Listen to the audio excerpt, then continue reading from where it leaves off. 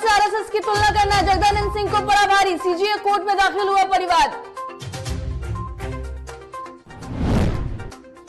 Double decker flyover की CM Nitish ने दी सौगात, फ्लाईओवर से खत्म होगा अशोक राजपथ का जाम, 2 साल में होगा काम पूरा। बिहार कांग्रेस अध्यक्ष के नाम पर संसद जारी, लेकिन सूत्रों के हवाले से बड़ी खबर, बच सकती है मदन मोहन झा की कुर्सी। पारस गुट में शुरू हुआ कलह, प्रधान महासचिव केशव सिंह हुए नाराज, सोशल मीडिया पर पोस्ट डालकर राजनीति से लेंगे इस्तीफा।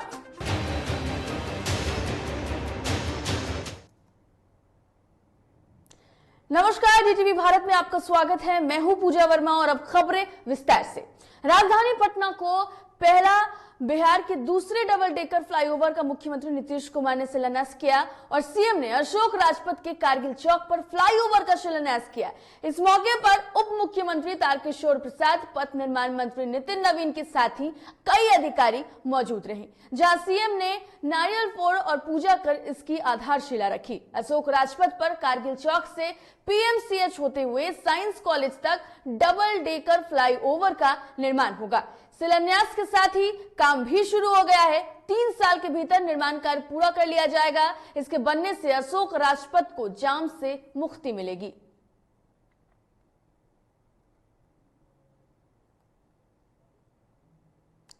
तो बता दें आपको कि 422 करोड़ की लागत से ये डबल डेकर फ्लाईओवर का निर्माण होना है, जिसका मुख्यमंत्री नीतीश कुमार ने शिलान्यास किया।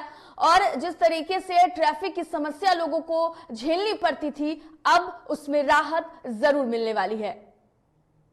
तो डबल डेकर फ्लाईओवर का शिलान्यास किया गया, जिसमें नीतीश कुमार ने नारियल फोड़कर पूजा की और इसकी जो नींव है वो रखी है। 422 करोड़ की लागत से इसका निर्माण होना है। बता दें मौके पर नितिन नवीन मौजूद थे, उप डिप्टी सीएम तारकिशोर प्रसाद मौजूद थे और सभी ने जो है इसका शिलान्यास किया, मिलकर नारियल फोड़ा। और इसके बाद से आपको बता दें कि लोगों को इस पुल के बन जाने से राहत जरूर मिलेगी। और फिर जब फ्लाईओवर की बात आई तो हुआ कि भाई फ्लाईओवर को भी तो एक बार में 4 लेन कर नहीं सकते, इसको डबल डेकर करना पड़ेगा। डबल डेकर माने 2 तरफ से उसको ऊपर करना। इसको तो अभी इन लोगों ने दिखलाया है, आप सब लोगों ने देखा है कि डबल डेकर फ्लाईओवर होगा, यानी यहां से वहां जाना, जो साइंस कॉलेज है उसके आगे तक और उधर से इधर आना। तो इन सब के लिए जो व्यवस्था की गई है और उसके साथ पीएमसीएच को भी जोड़ा जा रहा है। इस ब्रिज से दोनों है डबल डेकर है, उन दोनों को जोड़ दिया जाएगा 2 जगह पर। कारगिल चौक से पीएमसीएच होते हुए साइंस कॉलेज तक डबल डेकर फ्लाईओवर के शिलान्यास समारोह के इस पावन अवसर पर उपस्थित शिलान्यासकर्ता, जिन्होंने बिहार के विकास की जो एक नई इबारत पिछले 15 वर्षों से लिखी है, ऐसे हम सबों के नेता, बिहार के यशस्वी मुख्यमंत्री श्री नीतीश कुमार जी कह सकते हैं कि दूरदर्शी और जिस योजना को आज शिलान्यास किया जा रहा है, ये उनके दूरदर्शिता का ही परिणाम है कि इस व्यस्तम इलाके में भी आज डबल डेकर फ्लाईओवर का भूमि पूजन और शिलान्यास हुआ है। वैसे अपने लोकप्रिय मुख्यमंत्री, जिन्होंने बिहार को नए बिहार बनाने की कल्पना को साकार कर रहे हैं, वैसे श्री नीतीश कुमार जी हमारे बीच में उपस्थित। खगड़िया के पूर्व परिवहन मंत्री रामानंद प्रसाद सिंह उर्फ एन सिंह की मां बिंदु देवी के शोक समारोह में बिहार के मुख्यमंत्री नीतीश कुमार पहुंचे। साथ ही पंचायती राज मंत्री सम्राट चौधरी, शिक्षा मंत्री विजय कुमार चौधरी सहित कई मंत्री वहां मौजूद रहे। वहीं मुख्यमंत्री नीतीश कुमार सहित तमाम मंत्रियों ने तेल चित्र पर पुष्प अर्पित कर श्रद्धांजलि दी।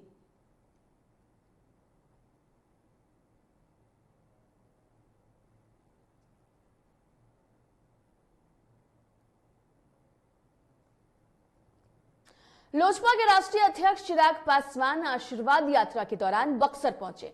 यहां उन्होंने मुख्यमंत्री नीतीश कुमार पर निशाना साधते हुए कहा कि बिहार के मुख्यमंत्री को जाति की चिंता है, बिहार की नहीं। यहां प्रदेश के अनेक जिले बाढ़ से प्रभावित थे और वे दिल्ली जातीय जनगणना के लिए गए। हमेशा से उनकी राजनीति जाति और मजहब के आसपास घूमती रही है। मुख्यमंत्री को जाति की चिंता है, बिहार की नहीं। राज्य सरकार को सिर्फ अपनी जाति व्यवस्था के ऊपर चिंता है, उनके जातीय समीकरण के ऊपर। जब से मुख्यमंत्री नीतीश कुमार जी पुनः प्रदेश के मुख्यमंत्री बने हैं, इतना समय तो इन्होंने मुख्यमंत्री कार्यालय में नहीं बिताया जितना समय इन्होंने अपने जनता दल यूनाइटेड के कार्यालय में बिताया। कभी ये राष्ट्रीय अध्यक्ष, कभी वो राष्ट्रीय अध्यक्ष, मजाक बना के रखा हुआ है। कभी ये समीकरण, कभी वो समीकरण। तो भैया जो बिहार में जो बदहाल स्थिति है उसकी चिंता कौन करेगा? बिहार का प्रतिष्ठित और यूनेस्को द्वारा हेरिटेज बिल्डिंग घोषित पटना के खुदा बख्श लाइब्रेरी के एक हिस्से पर टूटने का खतरा मंडरा रहा है। दरअसल सरकार अशोक राजपथ को जाम से राहत देने के लिए पटना के गांधी मैदान के कारगिल चौक से साइंस कॉलेज तक एक फ्लाईओवर का निर्माण कर रही है। इस वजह से खुदा बख्श लाइब्रेरी का एक हिस्सा लॉर्ड कर्जन रीडिंग रूम को तोड़ने की बात लगातार सामने आई है, जिसको लेकर खुदा बख्श लाइब्रेरी प्रशासन और कुछ साहित्यकारों ने सरकार से इसे टूटने से बचाने की गुहार लगाई, जिसको लेकर सीएम नीतीश कुमार ने कहा कि सरकार सभी विरासत पर नजर रखी हुई है, किसी भी विरासत को नुकसान नहीं होगा।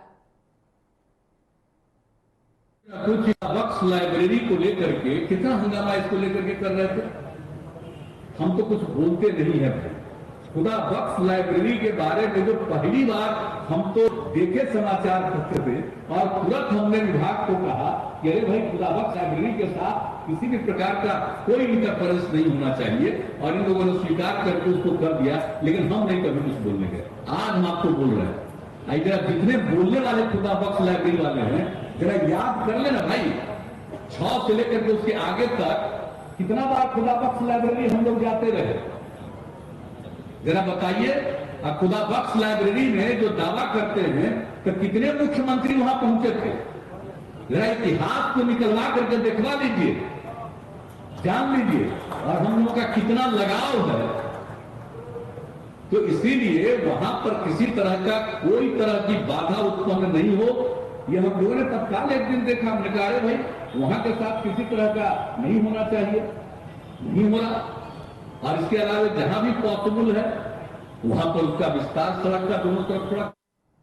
राष्ट्रीय जनता दल के पार्टी कार्यालय के लिए जमीन आवंटन को लेकर सियासी घमासान जारी है। राजद सुप्रीमो लालू प्रसाद यादव की बेटी रोहिणी आचार्य इसमें कूद पड़ी हैं, जिसको लेकर नेता प्रतिपक्ष और अपने भाई तेजस्वी यादव के समर्थन में रोहिणी ने मुख्यमंत्री के खिलाफ मोर्चा खोल दिया है।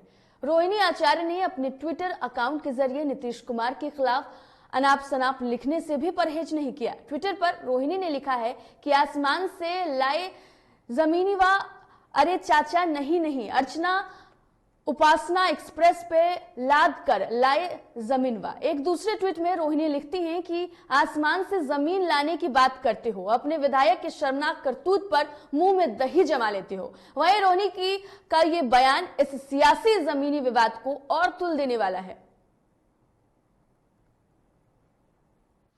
जमीन की मालिक सरकार होती है, जमीन की मालिक सरकार के सिवा कोई नहीं होती, चाहे वो इस बिहार के भूखंड का कोई भी हिस्सा हो। और इस पूरे इलाके में जमीनों का आवंटन भी सरकार ही करती है। तो इसलिए स्वाभाविक था कि हमने इस काम के लिए सरकार के समक्ष अपनी समस्या को रखा। एक 3 फीट ऊंची दीवार, एक छोटा सा ताला, राष्ट्रीय जनता दल ने कभी भी अतिक्रमण करने का प्रयास नहीं किया। बिहार कांग्रेस में नेतृत्व परिवर्तन की आहट सुनाई दे रही थी। यह तय माना जा रहा था कि मदन मोहन झा की कार्यकाल खत्म होने के बाद अब बिहार कांग्रेस को नया अध्यक्ष मिल सकता है। प्रेमचंद्र मिश्रा, राजेश राम सहित रेस में कई नाम थे, लेकिन डीटीवी भारत को कांग्रेस सूत्रों के हवाले से जो बड़ी जानकारी हाथ लगी है, उसके मुताबिक राजेश राम या मदन मोहन झा दोनों में से किसी एक नाम पर कांग्रेस आलाकमान मोहर लगा सकती है। मदन मोहन झा के कार्यकाल का विस्तार भी हो सकता है। बिहार कांग्रेस के कई बड़े नेताओं की मुलाकात राहुल गांधी और सोनिया गांधी से हुई है। सूत्रों से मिली जानकारी के मुताबिक बिहार के ज्यादातर कांग्रेसी विधायक और कांग्रेस नेता मदन मोहन झा के कार्यकाल का विस्तार के पक्ष में हैं।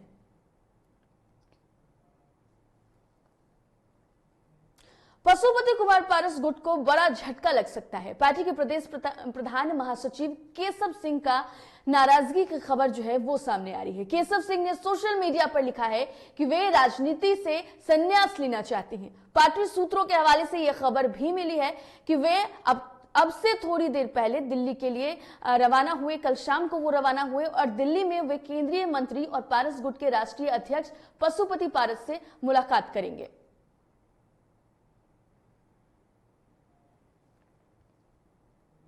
बेगूसराय सांसद केंद्रीय मंत्री गिरिराज सिंह ने बंगाल में दुर्गा पूजा को लेकर मां दुर्गा की प्रतिमा को ममता बनर्जी की शक्ल में बनाने को लेकर बड़ा बयान दिया।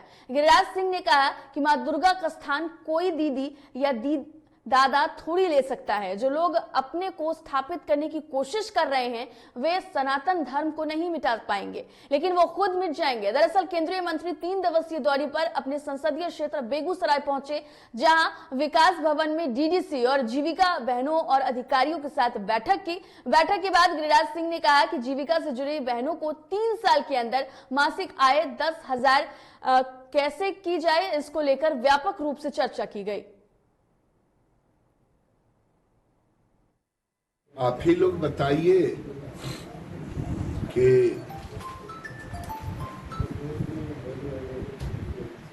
अब दुर्गा का स्थान कोई दीदी या दादा थोड़े ही ले सकता है। जो लोग अपने को स्थापित करने की कोशिश कर रहे होंगे वो सनातन धर्म का वो तुम नहीं मिटा पाएंगे, लेकिन वो मिट जाएगा। मधुबनी में कलेक्ट्रेट परिसर के सामने बिहार राज्य प्रारंभिक शिक्षा संघ ने 11 सूत्री मांगों को लेकर जोरदार प्रदर्शन किया। इस दौरान संघ के जिलाध्यक्ष संजीव कुमार कामत ने कहा है कि मुख्यमंत्री नीतीश कुमार ने 15 अगस्त 2020 को पटना के गांधी मैदान में शिक्षकों और पुस्तकालय को मूल वेतन में 15% वृद्धि करने का घोषणा किया था, जिसे मंत्रिमंडल की कैबिनेट की बैठक में पारित भी किया गया, लेकिन अभी तक इसे लागू नहीं किया गया है। जिंदाबाद जिंदाबाद प्रारंभिक शिक्षक संघ जिंदाबाद। स्थापना जिला स्थापना के स्तर से जो ये 3 महीने का वेतन लंबित है वो आवंटन आते ही तुरंत कर दिया जाएगा। 2/9/21 को राज्य से समग्र शिक्षा का आवंटन उपलब्ध कराया गया है। स्थापना के खाते पर आवंटन राशि प्राप्त हुई तत्काल भुगतान की कार्रवाई कर दी जाएगी। दरभंगा जिला में स्थित सीएम साइंस कॉलेज के गेट पर तब हंगामा हुआ जब स्टूडेंट पार्ट 1 की परीक्षा देने केंद्र पर पहुंचे। उससे 1 घंटे पहले ही छात्रों को यह सूचना दी गई कि परीक्षा रद्द हो गई है, तो छात्र उग्र हो गए और कॉलेज गेट पर हंगामा करने लगे। मौके पर टाउन थाना पुलिस को आना पड़ा, तब जाकर स्थिति को नियंत्रित किया गया, लेकिन परीक्षा किस कारण से रद्द हुई इसकी पुष्टि नहीं हो पाई है।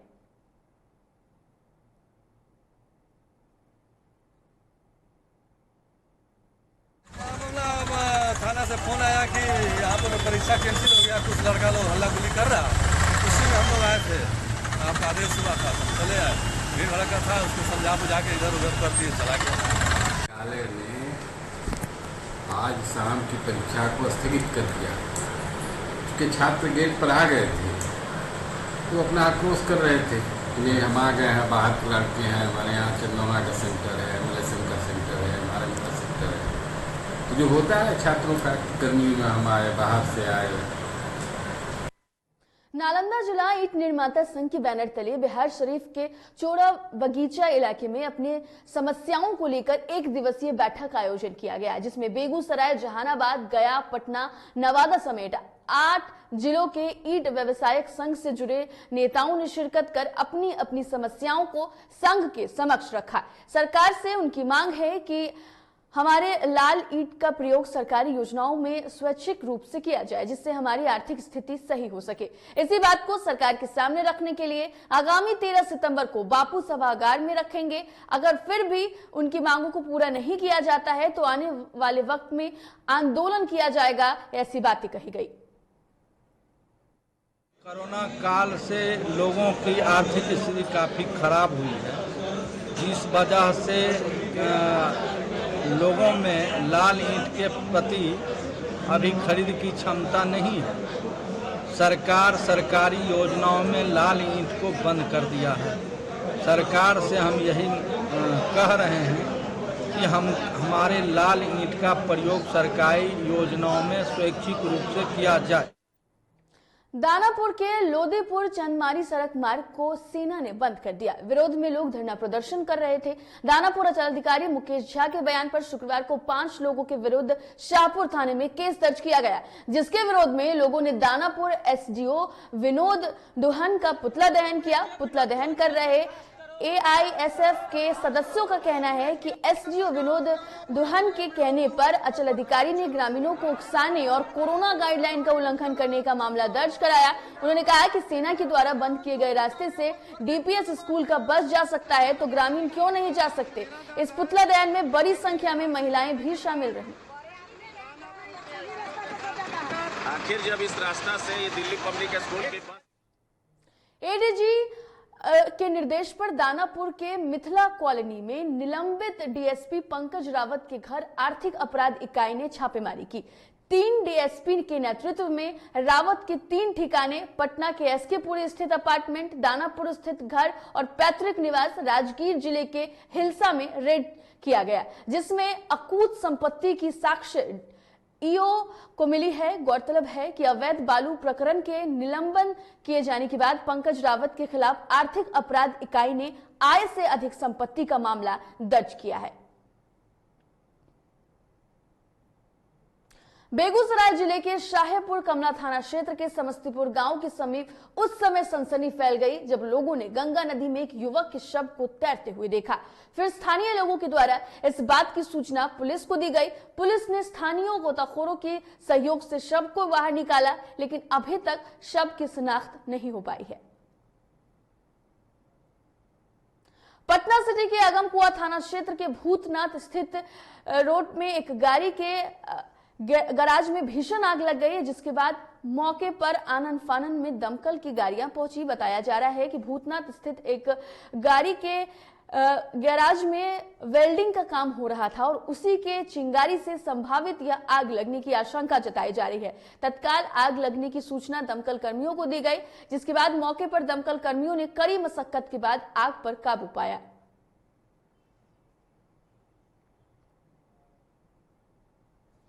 औरंगाबाद में कोविड-19 के बढ़ते प्रकोप के कारण पिछले वर्ष बंद हुए पोषण पुनर्वास केंद्र का शनिवार को जिलाधिकारी सौरभ जोरेवाल ने उद्घाटन किया। इस दौरान सीएस डॉक्टर कुमार वीरेंद्र प्रसाद की मौजूदगी में डीएम ने केंद्र में भर्ती हुए बच्चों के हेल्थ कार्ड का जांच किया। डीएम ने केंद्र में कार्यरत सभी कर्मियों को बच्चों की विशेष मॉनिटरिंग, नियमित चेकअप और पोषण युक्त भोजन दिए जाने का न सिर्फ निर्देश दिया, बल्कि ये भी कहा है कि सरकार द्वारा कुपोषित बच्चों के पोषण के लिए आई सभी गाइडलाइन का भी पालन हर हाल में होना जरूरी है, ताकि कुपोषित बच्चों के स्वास्थ्य में गुणवत्ता जो है वो बढ़ाई जा सके। डीएम ने सदर अस्पताल के शिशु रोग विशेषज्ञ को यहां आकर बच्चों के स्वास्थ्य जांच का निर्देश दिया और इस मौके पर DDC Anshul Kumar, DPM doctor Kumar Manoj और डीपीएस नागेंद्र दुबे सहित सदर अस्पताल के कई कर्मी मौजूद रहे।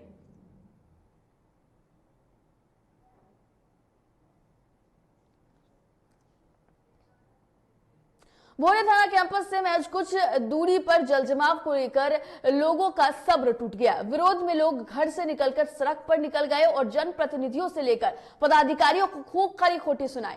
ग्रामीण कहते हैं कि पास में ही मुखिया, जिला परिषद और बीडीसी सदस्य का घर है, लेकिन वे लोग भी इस पर चुप्पी साध लिए हैं। भोरे विधानसभा के विधायक सुनील कुमार जो बिहार सरकार में मंत्री हैं वहां तक भी गुहार लगाई गई, लेकिन अब तक जल जमाव से निजात नहीं मिल सका है। गोपालगंज पहुंची डीटीवी भारत की टीम ने जल जमाव का दंश झेल रहे उन ग्रामीणों का दर्द कैमरे में कैद किया। डीटीवी भारत ग्राउंड जीरो से यह रिपोर्ट आपको दिखा रहा है। कितना दिन से जल जमाव है? देखिए, एक साल में 12 महीने होता है, 9 महीना तो यहाँ पानी लगा ही लगा रहता है। थोड़ा सा उसमें क्या है कि अभी 1 मीटर है, तो जब मतलब गर्मी का दिन आएगा तो 10 सेंटी हो जाएगा, लेकिन पानी तो हमेशा रहता ही रहता है। दरभंगा में बाढ़ पीड़ितों के साथ नीतीश सरकार की नाइंसाफी के खिलाफ बाढ़ पीड़ितों पर हुए मुकदमे के खिलाफ बहादुरपुर प्रखंड के एकमी चौक पर भाकपा माले प्रदर्शन ने किया और अझौली तारालाही पंचायत को पूर्ण राहत देने, पशु चारा देने और सवाल पर अमरन अनशन शुरू हुआ है। अनशन का नेतृत्व भाकपा माले लोकल सचिव विनोद सिंह, जिला कमेटी सदस्य गणेश महतो और मोहम्मद शफीकुल, रेखा देवी, ताहिर हुसैन ने किया।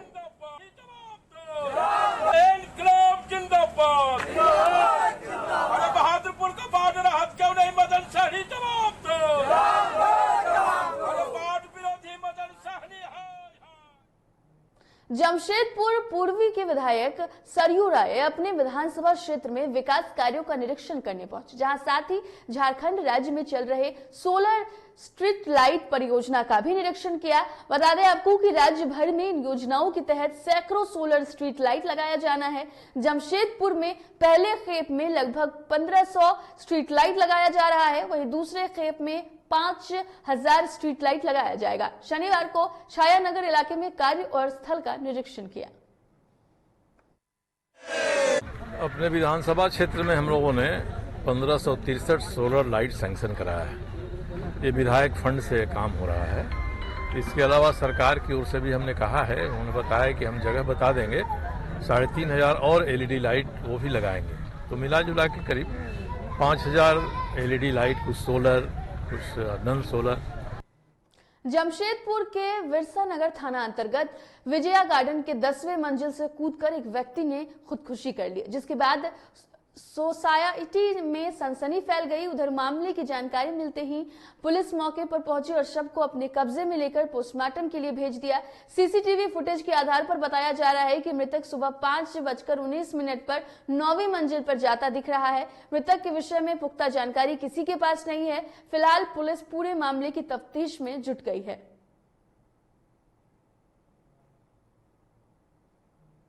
जमशेदपुर के विरसा नगर थाने के अनिकेत तिवारी हत्याकांड का पुलिस ने खुलासा किया। पुलिस ने 2 अपराधियों को गिरफ्तार किया है। मिली जानकारी के मुताबिक मृतक अनिकेत तिवारी का पूर्व में आपराधिक इतिहास भी रहा है। पुलिस के मुताबिक नशीले पदार्थ बेचने को लेकर वर्चस्व की लड़ाई दोनों के बीच थी और इसी कारण हत्या हुई।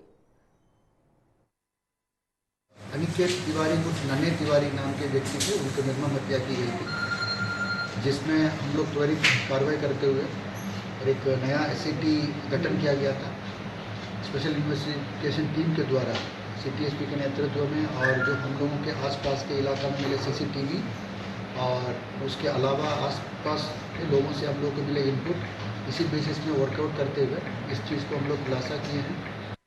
फिलहाल इस बुलेटिन में इतना ही। देश और दुनिया की तमाम खबरों के लिए देखते रहिए डीटीवी भारत। मुझे दीजिए इजाजत। नमस्कार।